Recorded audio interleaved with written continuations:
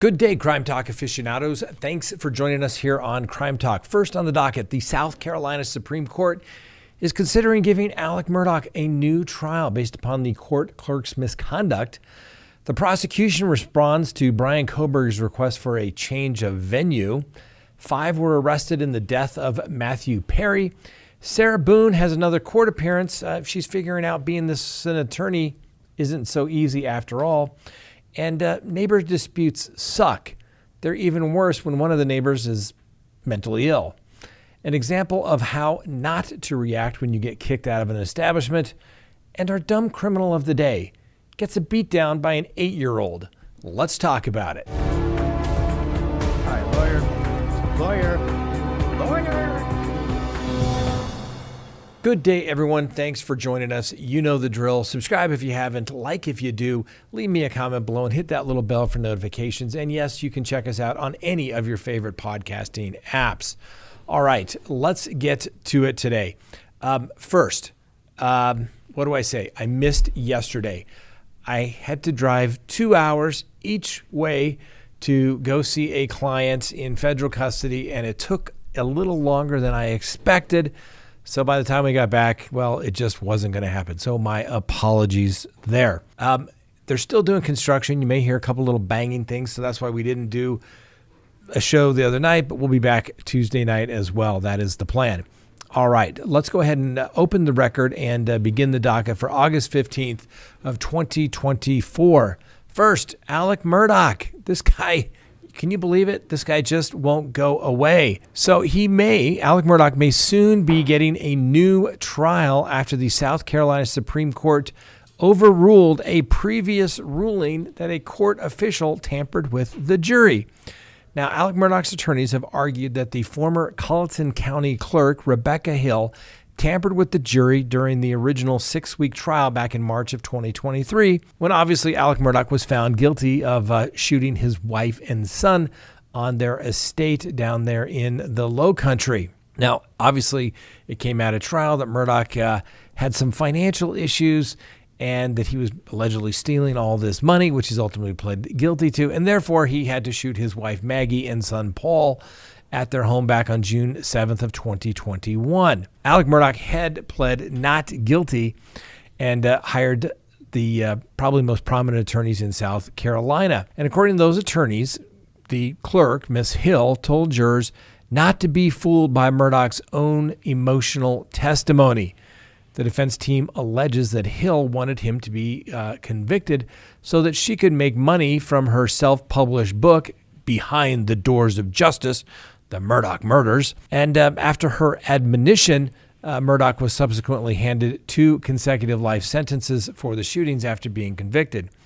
Now, even if Murdaugh were to receive a new trial, he still got those other pesky sentences of 40 years in prison for the financial crimes that he was sentenced to in not only state court, but federal court as well. Now, Murdaugh had been implicated in the murder for hire plot that resulted in additional charges after Paul and Maggie's murders. He hired a man to shoot him so that his remaining son, Buster, could receive an insurance settlement. But the hitman, a guy by the name of Curtis Eddie Smith, missed Murdaugh's head, and Murdaugh was charged with conspiracy and insurance fraud, among other charges. Now, as for Hill, her book was eventually pulled from publication after she admitted to plagiarizing a large section of her book. She later resigned her position back in March of this year when the South Carolina Law Enforcement Division opened an investigation after Hill was accused of using her elected position for personal gain. You think? Anyway, back in January, the former South Carolina Supreme Court Chief Justice Jean Toll informed the jurors of Hill's alleged jury tampering, but stated that there was insufficient evidence for a new trial. Now, Judge Toll said that after combing through the entire transcript of the 6-week trial, she couldn't overturn the verdict on the strength of some fleeting and foolish comments by a publicity-seeking clerk of the court because they didn't persuade the jurors' minds. That's what the Supreme Court is ultimately going to decide. But Murdaugh's attorneys pushed for a motion to the Supreme Court, claiming that the case had significant public interest and the legal principle of major importance. The issue is, as framed with the Supreme Court, is whether the verdict returned after Mr. Murdaugh's internationally televised murder trial should be overturned due to unprecedented jury tampering by a state court official, the former Colleton clerk of the court. The legal principle of major importance is whether it is presumptively prejudicial for a state official to secretly advocate for a guilty verdict through an ex parte contacts with jurors during trial, or whether a defendant, having proven the contacts occurred, must also somehow prove the verdict would have been different at a hypothetical trial in which the surreptitious advocacy did not occur. Like I said, the Supreme Court will hear oral arguments for that argument and also against it by the state, saying that there should not be a new trial. Now, I've said this before. I think Alec Murdaugh is guilty. I think the overwhelming evidence in his case, which is what Justice Toll basically concluded, was the evidence was so overwhelming that it really didn't change the juror's mind. Even if the clerk, Ms. Hill, had not made these statements, they still would have found him guilty. It's one of those harmless error kind of things in light of the overwhelming evidence. I refer to this as the SOB rule. The client's a real SOB, or the defendant's a real SOB. So therefore, although there was error, it was harmless.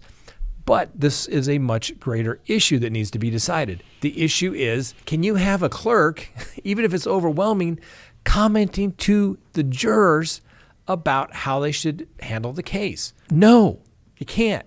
And when the evidence came out that Ms. Hill had in fact said these comments, yes, I was of the position, you can go back and check the videos, they said he should get a new trial. I got a real problem with jurors, like in the Scott Peterson case, trying to get on the jury, not being completely truthful about their beliefs or conclusions about the case before it gets started, and let alone a court clerk who has a duty and knows better that you should not interact with the jury in any way other than saying, is there anything that you need during this process? That is it. It's completely inappropriate, and I think Alec Murdaugh should get a new trial. The Supreme Court took this case up, I would say, because they're going to reverse the decision of the court clerk. If they thought it was the right decision, they could have denied hearing argument on the case whatsoever. The clerk, and I've said this before, public officials, you want to be a public official, you want to work for the government, you don't get a side hustle. You want a side hustle, you quit your job working for the government. You want to write that book, guess what? You quit your job. You don't write your book during that same time period. And if it was written based upon stuff that took place there, maybe you shouldn't get any royalties for it whatsoever. Clearly, Ms. Hill had a decision that she made that she thought she was going to monetize her clerk duties in this particular case. And it turned out, well, she's not a writer. So her 15 minutes of fame have completely gone away. She had all the ethics complaints.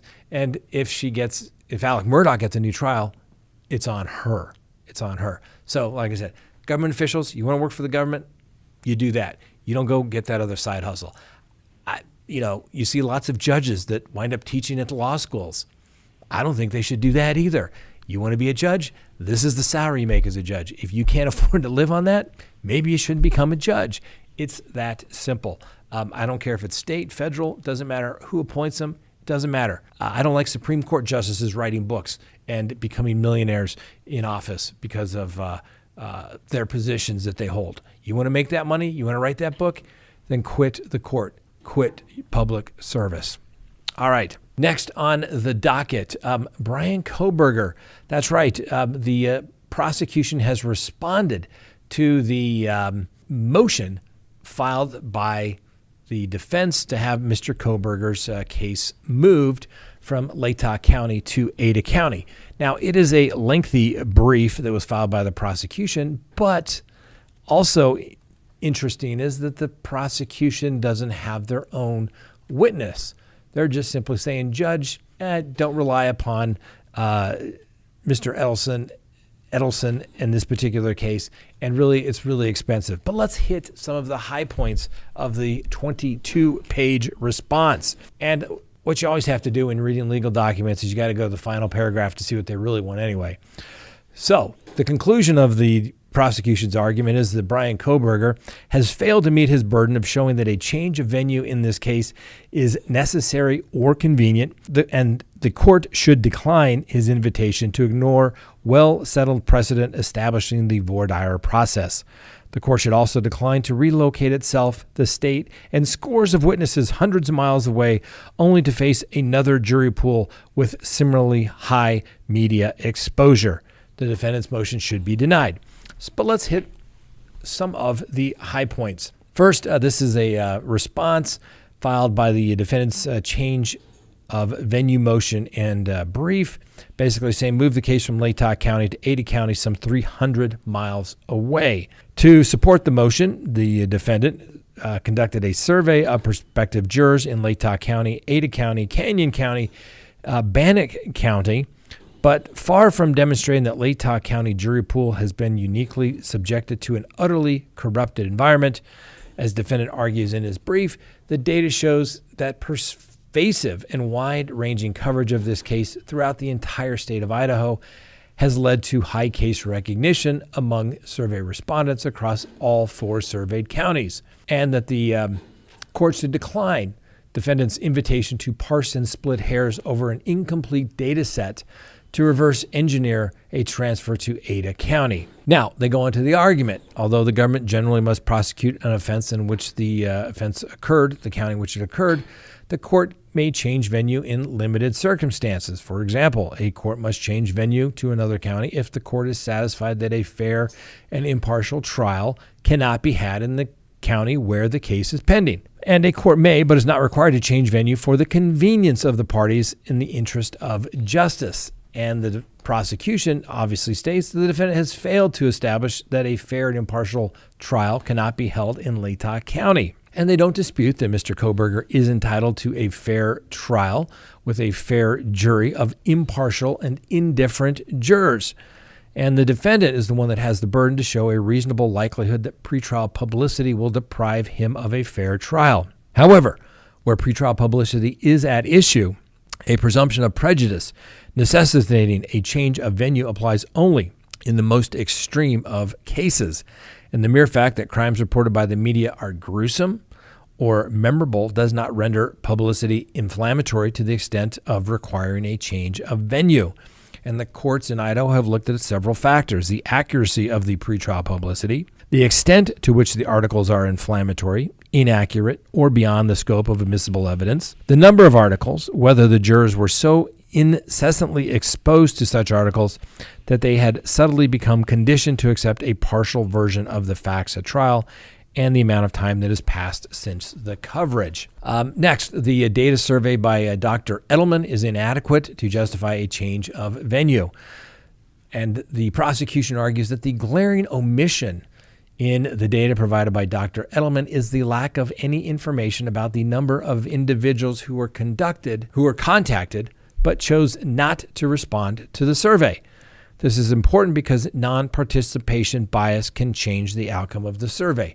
Basically, what they're saying is the people that responded are basically people that are very involved and wanted people to know what their opinions are, whereas people that didn't respond, didn't answer their phone, probably haven't heard of this, and therefore the data is incorrect. So therefore, they argue that the court does not have a complete survey data and therefore cannot adequately prepare for that and should not consider that.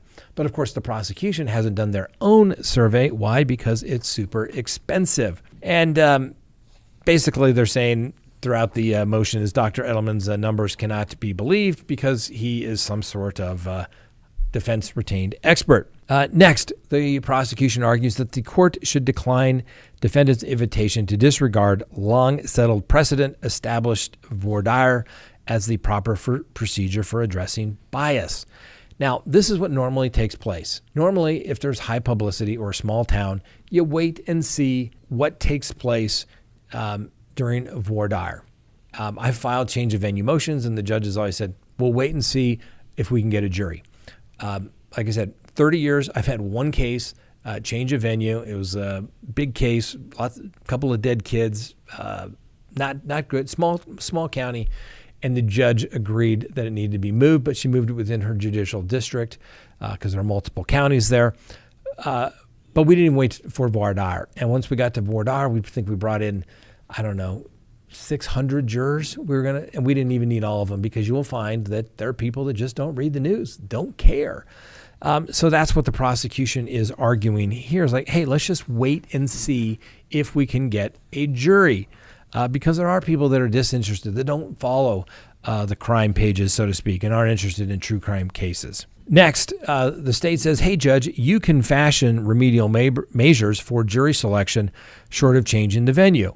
And they say because the court has presented with evidence that a jury pool in Ada County would be any less likely to prejudice the defendant than the one in Latah County, the best way to ensure the defendant gets a fair trial is to safeguard the jury selection process. First, the court can convene a larger jury pool. As noted elsewhere in their brief, if the court were to summon some 1,800 jurors, only 1 in 100 would have to be chosen in order to select a jury of 12 plus 6 alternates. And you can have questionnaires. And then even if the court were to find that a fair and impartial jury cannot be impaneled in Latah County, the court may impanel a jury from a neighboring county rather than moving the trial some 300 miles away. So they make the same argument. We saw this in the Chad Daybell, Lori Vallow matters. Even if the court were to be persuaded that a fair and impartial jury could not be impaneled in Latah County, the court could rely upon the Idaho Code and draw upon a jury pool from a neighboring county to invoke that Idaho Code. The court must find that a fair and impartial jury cannot be impaneled in the county where the criminal complaint and information or indictment was filed. That would be more economical to transport the jury than a transfer to the pending action, and justice would be served that way. And then they get into what it comes down to is the money. What do we always say, ladies and gentlemen? It's the money. And that is what they argued in the Lori Vallow, Chad Daybell matter as well, basically saying that, hey, the Ada County Courthouse could better accommodate this trial given the media attention and the size of people that we're going to need, and they cite the Lori Vallow matter. But they say, you know what? Hey, most of our witnesses are local, and they would have to travel from Moscow to Ada County, and that's going to be expensive because we're going to have to rent, the prosecution is going to have to rent hotels in Boise for multiple nights to have witnesses testify. Law enforcement and emergency dispatch witnesses would have to potentially be away from work for days, creating a ripple effect and inconvenience, and basically saying, hey, well, the defense is on a contract basis and they'll travel anywhere they need to go. Remember, court, you have to pay for your staff, the court reporter, the court clerks, staff attorneys who need to get there, stay in lodging, and don't forget the per diem so that you can have meals reimbursed as well. So therefore, the logistics of juggling witnesses, trial exhibits, relocate, it's just inconvenient. That's really what it boils down to. But they don't present any evidence, right? The only evidence the court has is that was presented by the defense from Dr. Edelman, that guess what? The jury pool has been tainted, moved to another jurisdiction. They present no counter argument as it relates to his conclusions, just saying, well, it's impartial data, but they didn't produce their own data to counteract that. So the court has that data. Can the court wait and see till voir dire, see if they can get a jury? Possibly, but why delay the case even further? Make the decision, move it, and I get it, it's expensive, but justice is expensive, and the prosecution will have to come up with the funds. The court will have to come up for the funds. It's just what happens. Don't delay it. Don't create appellate issues. The prosecution can say, listen, judge, whatever you decide, you tell us where, when, we'll be ready to present our evidence. We're going to prove this case beyond a reasonable doubt that Brian Kohberger is in fact guilty. So let's get to it, ladies and gentlemen. All right. Next, the Matthew Perry case. That's right, 5 people, including 2 doctors, a live-in assistant, and an alleged drug dealer known as the Ketamine Queen, had been arrested in connection with the overdose deaths of the actor Matthew Perry. Now, the suspects were all arrested on Thursday over claims that they are part of a broad underground criminal network which supplied Matthew Perry the ketamine that killed him back in October of 2023.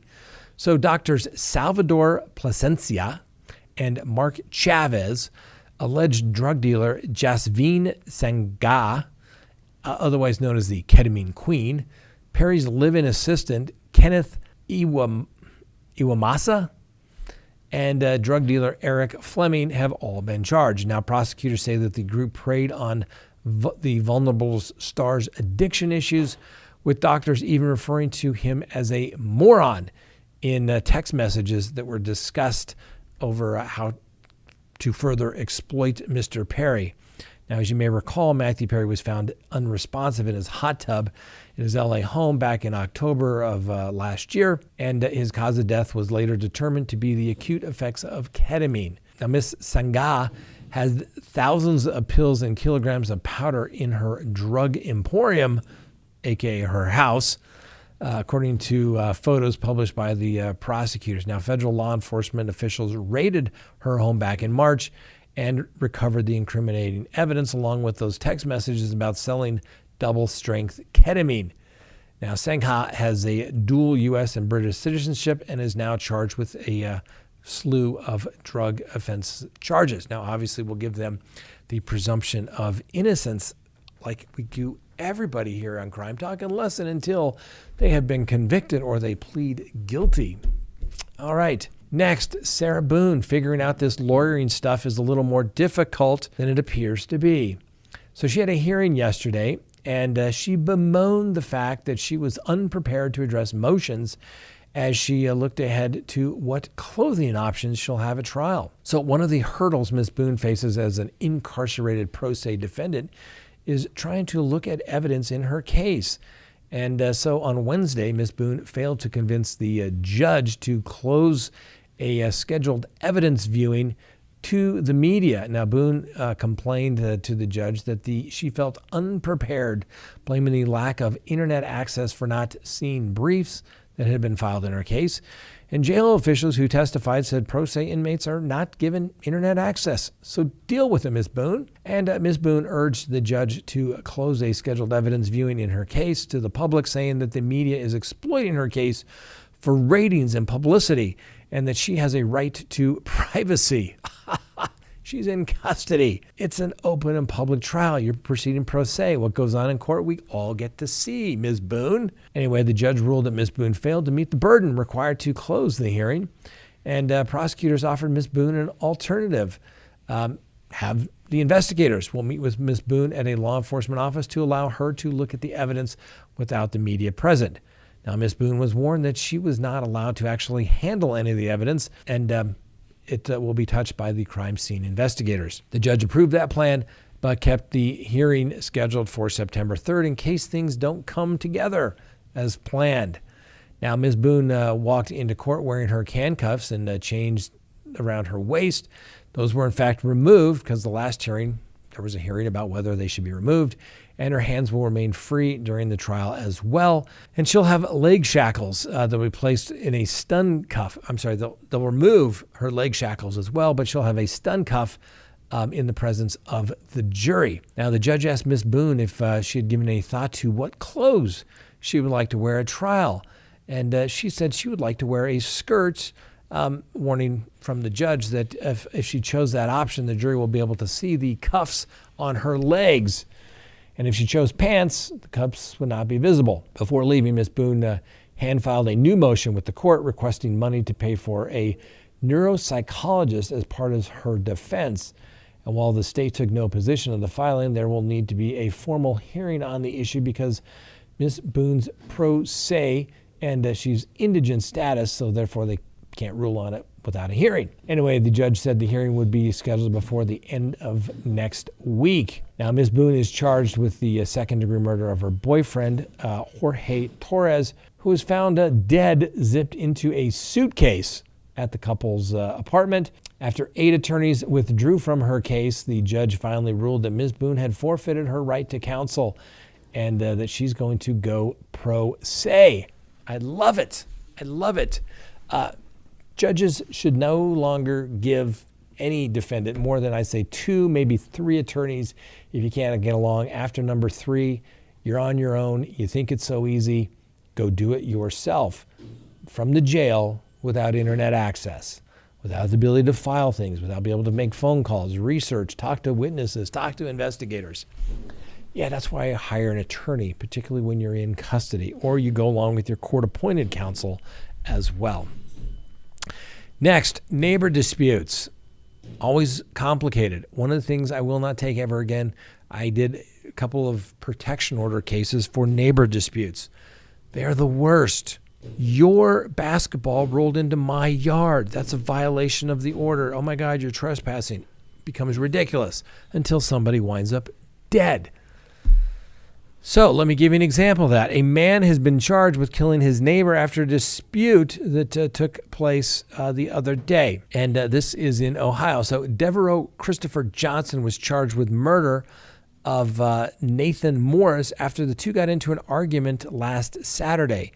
Now, apparently, Mr. Johnson initiated an argument with Mr. Morris as the victim was walking down the street. Mr. Johnson fired multiple times, killing the unarmed man. Apparently, the dispute started after Mr. Morris's daughter touched mulch in Mr. Johnson's yard.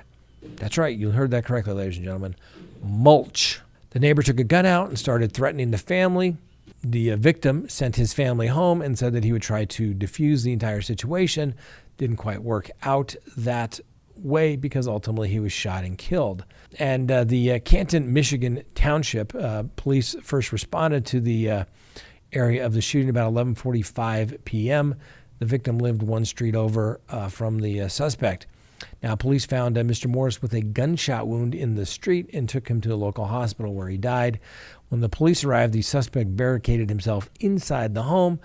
And after several orders to surrender, Johnson walked out of his house requesting not to be shot and was praising to God Almighty. The suspect shooter was obviously taken into custody. Mr. Johnson was charged with first-degree murder, along with a slew of other felonies.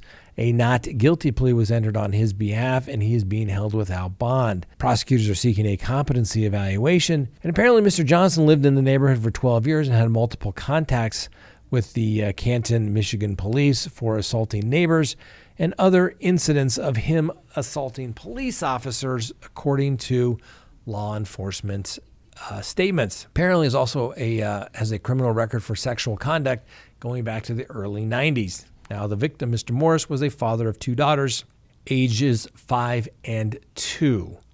That's right. Over mulch. That one of his daughters, 5 or 2, touched his mulch. Are you kidding me? I'm so sick and tired of this, ladies and gentlemen. Seriously, I get it. People have mental health issues, whatever. But if you got an issue, you got to go get some help. You really do. To the point where it escalates like this, it's just come on.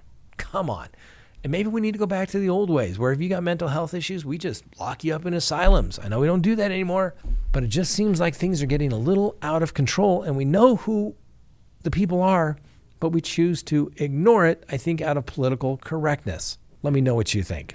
Next, how not to act when you get kicked out of an establishment. So a man drove a semi-truck through a Florida gentleman's club early Tuesday morning, killing one man and injuring 2 others after he was kicked out, according to the arrest affidavit. Now, this whole thing went down about 4:30 a.m. in the parking lot of the Emperor's Gentleman's Club in Tampa, Florida. Now, the tractor trailer crashed into the front area of the Topless Bar near the entrance beneath a sign that reads, "Full Nude." Now, witnesses told police that the wild driver had been kicked out of the club earlier in the night, but returned to drive the truck into a group of people standing at the entrance. The suspect was apparently lying in wait for at least 30 minutes before the person he was arguing with emerged from the club. That's when the driver plowed into the group of about a dozen people. One man was killed, according to police. 2 others were injured but are expected to survive. None of the 3 were the actual target of the driver of the semi. They were all just innocent patrons. Now, police have not named the driver of the semi, but describe him as a 25-year-old man. He He was hospitalized, also in critical condition. And when released, he will be charged with first-degree murder, attempted first-degree murder, DUI, manslaughter, vehicular homicide, and DUI with serious injury. What can you do about that, ladies and gentlemen? And next on the docket, our dumb criminal of the day.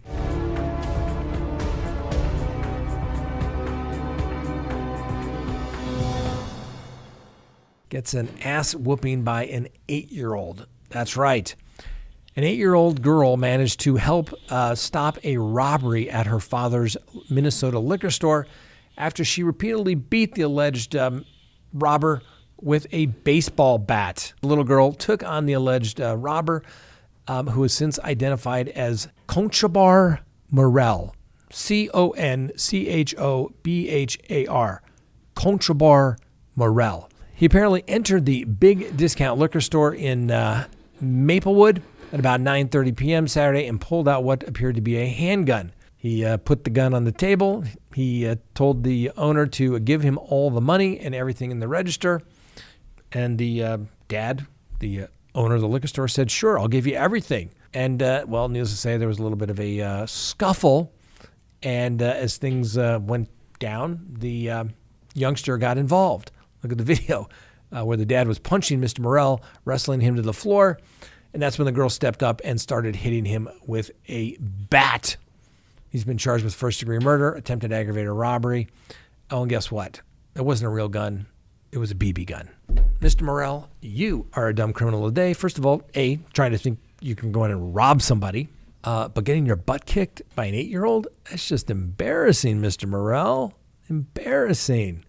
You are our dumb criminal of the day. All right, ladies and gentlemen, that's all we have for you today. Hope you enjoyed the show. We'll see you next time. And remember, the Constitution matters.